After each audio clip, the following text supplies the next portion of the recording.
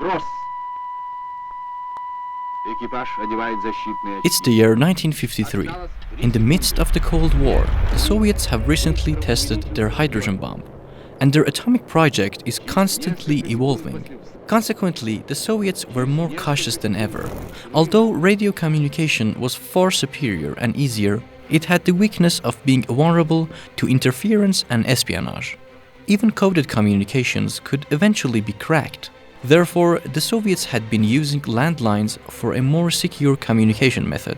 It's also fair to say that in that environment, one asset could be perceived as much, if not more, important than guns, tanks, and soldiers, and that asset is information.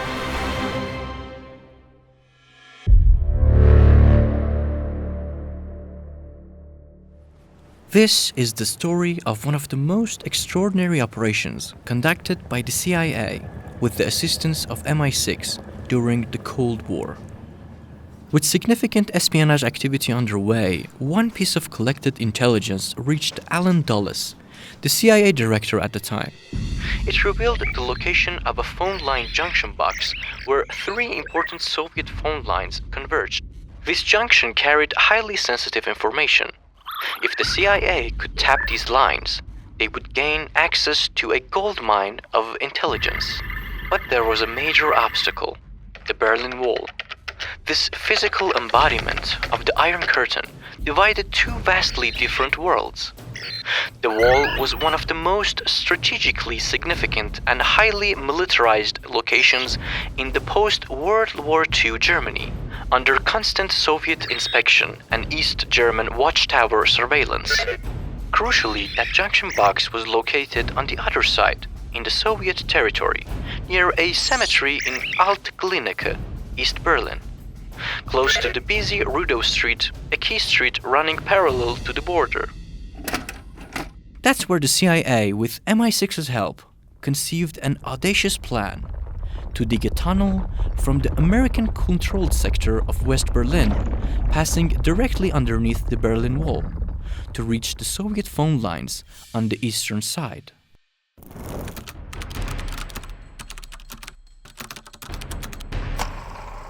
MI6 possessed relevant experience from Operation Silver a few years prior in Vienna. There, they successfully tapped Soviet lines by digging a 70-foot tunnel without detection.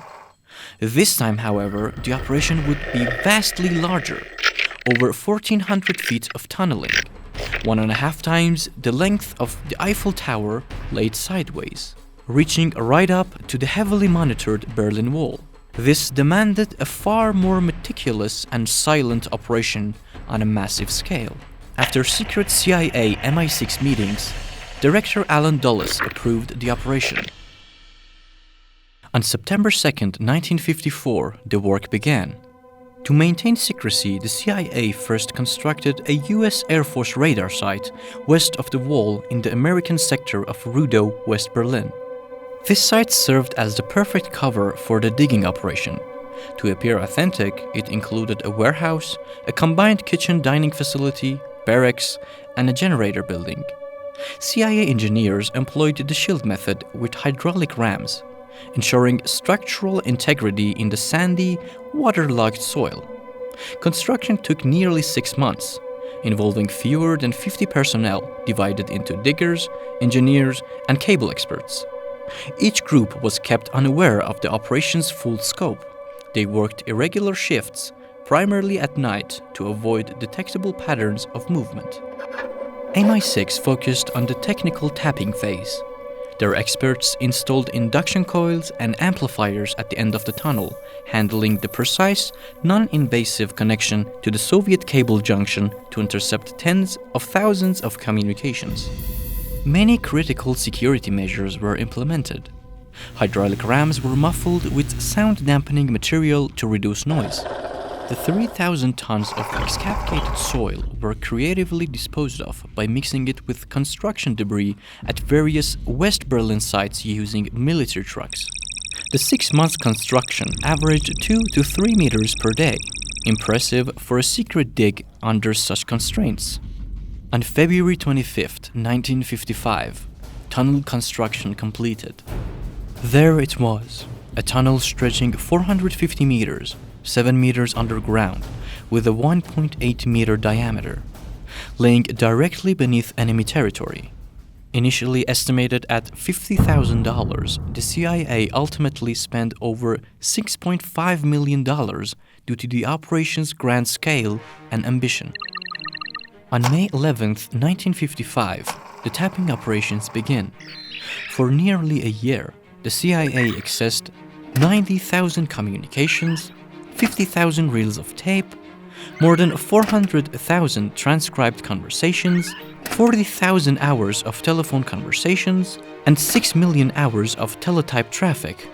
The sheer volume of data, equivalent to 7 years of continuous conversation, required a dedicated team of translators and analysts in Washington, D.C. Working intensively, often in shifts, they processed this intelligence haul. This effort resulted in 1,750 intelligence reports revealing many critical information like the detailed order of battle and activities of Soviet and Warsaw Pact forces, identification of Soviet atomic energy project personnel, early warning of the East German Army's establishment, the poor condition of East German railways, and resentment between Soviets and East Germans. CIA Director Allen Dulles had emphasized extreme secrecy, ordering minimal written records. To the few insiders, the tunnel represented a triumph of Western engineering and technology. The data collected signified a huge operational success for the CIA. But here's what the CIA and MI6 never even suspected. They had no idea that from the very beginning, long before the first shovel broke ground, the Soviets were aware of every detail: the location, timing, CIA-MI6 collaboration, and the operation's objective. George Blake, a high-ranking MI6 officer, was responsible for taking minutes at the secret MI6 CIA meetings planning Operation Gold. Trusted based on his prior reputation, Blake was actually a Soviet double agent.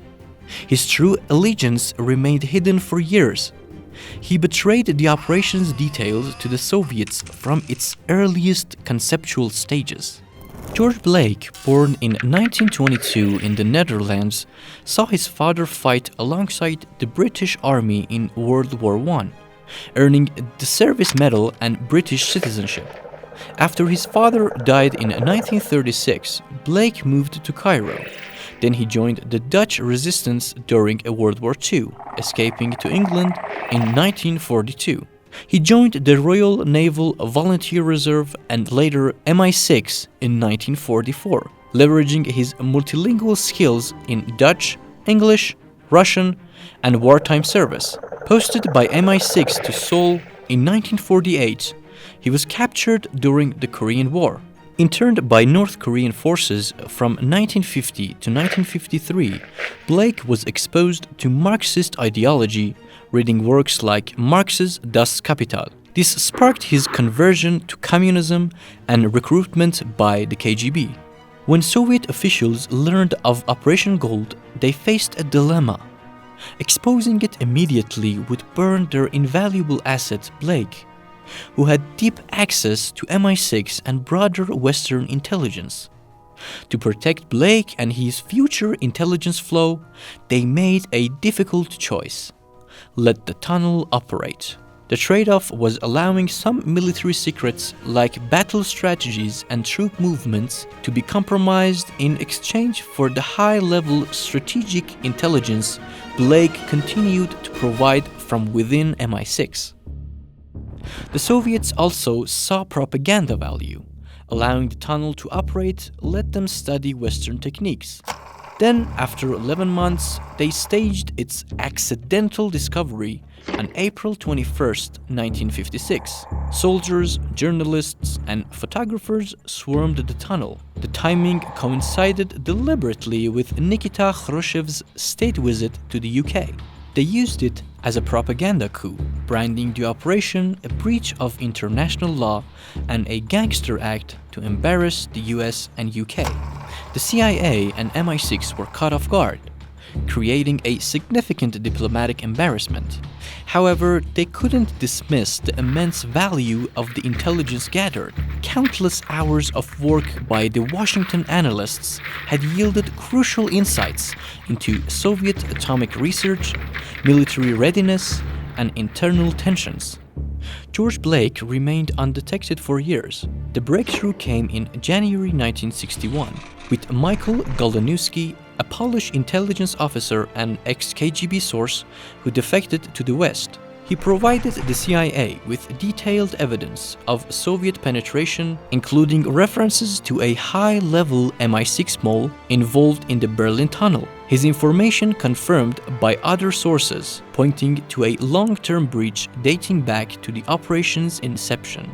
In May 1961, after a secret trial at London's Old Bailey Court, Blake was sentenced to 42 years in Wormwood Scrubs prison for betraying Operation Gold and other operations.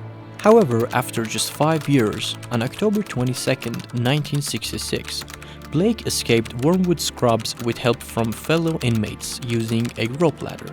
He fled to East Germany and then the Soviet Union. Settling there, he received the Order of Lenin and a new identity: Colonel Georgy Ivanovich Blake.